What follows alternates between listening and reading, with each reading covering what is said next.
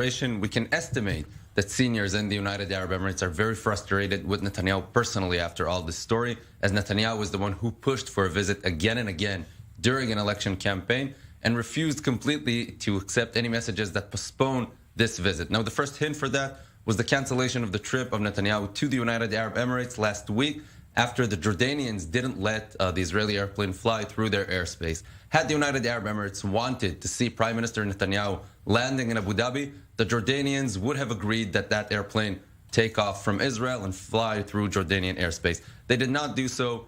This means that the United Arab Emirates did not want to see Netanyahu landing there back then. It seemed to be the surprising aspect of that story was, well, why are they agreeing to a visit now? They'd pushed back before, so they didn't want it. And it seemed like they really didn't, and eventually they said yes, but not out of a very big will to see Netanyahu landing in Abu Dhabi. Later on, Netanyahu was bragging in Israeli radio on an interview that Mohammed bin Zayed, the crown prince of the United Arab Emirates, committed to invest $10 billion in the Israeli economy. Denials came out from the UAE afterwards, and also statements about how the ministers of industry in the UAE are learning the topic and are still not going to invest so quick in Israel. And now we have this final cancellation and these reports about a lot of frustration coming from the United Arab Emirates. One more statement coming from Anwar Gargash, who was a minister of state in the Ministry of Foreign Affairs in the UAE, saying that the peace agreement between the UAE and Israel is a peace agreement between states, not with a person, but with the people and with the state of Israel, and that the UAE don't intend to take part in any election campaign in Israel,